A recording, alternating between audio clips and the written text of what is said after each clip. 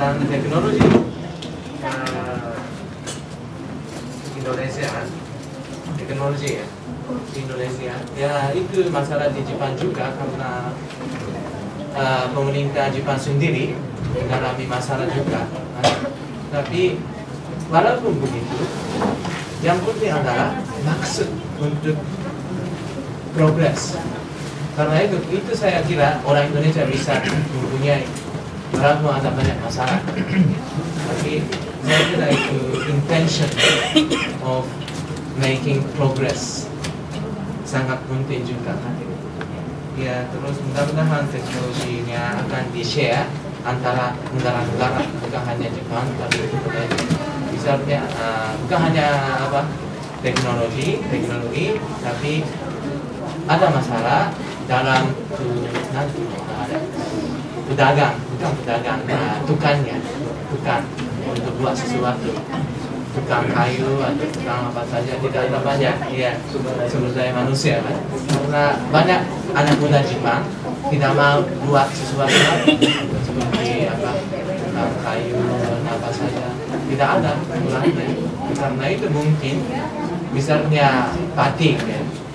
Saya tahu di Osaka ada perusahaan yang buat baju tradisional Jepang tapi tidak ada anaknya.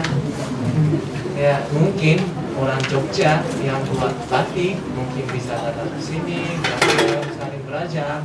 Bagaimana mungkin hal-hal seperti itu bisa juga dilakukan di masa depan, bukan hanya teknologi tapi juga banyak hal. Ya. Ada satu lagi karena dipaksa sama panitia berpuasa hari ini, jadi kita kasih kesempatan satu lagi buat panitia.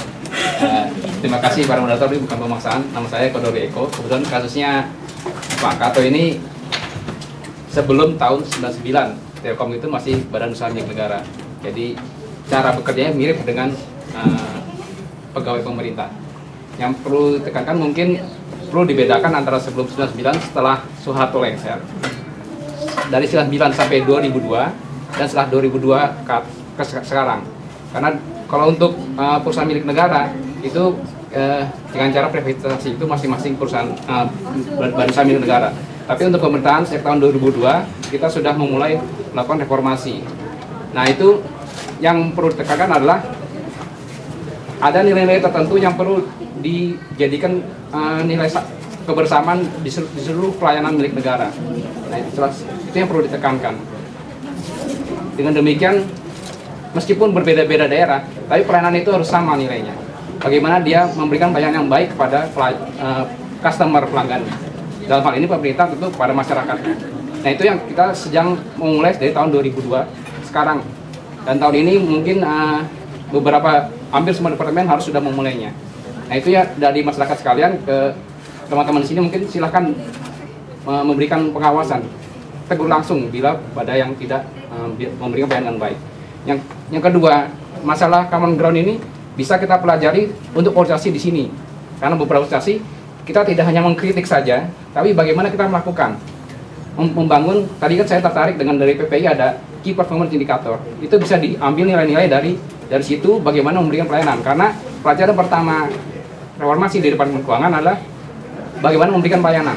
Nah dengan nilai itu beberapa organisasi terus terang saja, beberapa organisasi ada juga yang meskipun dia pengurus, tapi kita ditanya sifatnya sama, oh itu bukan saya, tapi pengurus yang sana. Nah itu yang perlu kita lakukan pembinaan, perlu kita perbaiki bersama-sama. Dengan demikian kita kembali ke Indonesia, kita bisa membawa nilai itu kan sudah tertanam pada diri kita, bukan kita mengikut pada kebiasaan lama yang tidak baik itu. Itulah mungkin pendapat saya. Terima kasih. Hanya saya sangat setuju. Terus saya di akhirnya saya ingin sebutkan dua hal di sini. Yang pertama, ya ini juga salah satu pengalaman saya di imigrasi di Warung Buncit ya, ada kantor di sana. Kalau orang asing harus memperpanjang visanya kita setiap 6 bulan. Saya harus ke sana untuk dapat visa multiple entry visa. Saya harus ke sana. Tapi UNAS bilang kalau begitu susah, bapak susah. Ada orang di UNAS urus itu. Tapi saya bilang saya ingin ke sana sendiri. Saya ke sana sendiri, tapi sangat susah di awal. saya bawa dokumen-dokumen ke imigrasi, dan saya tidak tahu kemana. Tapi amat disayangkan masih ada apa namanya di bawahan, tapi saya tidak membayar apapun. Saya di depan, saya minta kepada seorang staf di sana, namanya Pak Agus namanya. Tapi saya jujur, Pak Agus, saya orang di bank, saya tidak tahu caranya. Tolong, dia bantu saya terus. Ya, terus ada perempuan di sana di dalam, tapi dokumen begini kan, ini, nanti kalau ada uang banyak, ini atas. Tapi Pak Agus bilang jangan begitu. Tapi itu berarti mereka lakukan cepat sekali tanpa masalah. Itu berarti orang Indonesia sangat mampu. Walaupun Pak Agus tidak dapat uang dari saya, orang Jepang, tapi dia tidak minta sama sekali, dia bantu saya. Berarti dia sebagai pegawai negeri sangat profesional. Ada profesional seperti itu setelah era reformasi. Saya sangat terkesan.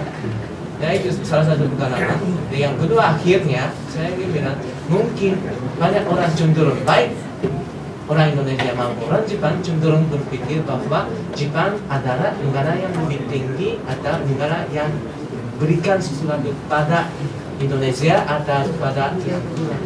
Tetapi menurut saya Indonesia juga berikan banyak kepada bukan hanya ke Jepang tapi juga ke dunia. Jadi apa diversity atau kebudayaan, ya, itu sangat penting sebagai manusia. Karena itu menurut saya selalu bilang kepada orang Jepang, ya jangan berpikir Anda hanya kasih dari atas, itu tidak benar sama sekali. Saya merasa selalu saya belajar sesuatu dari Indonesia. Dan terus Indonesia sudah berikan banyak hal kepada dunia. Itu yang saya ingin katakan dan saya ingin Anda ingat ini. Terima kasih banyak. Silakannya Pak Dr. Kato. Untuk selanjutnya cara kami kembalikan kepada yang berkuasa, Mbak Rika.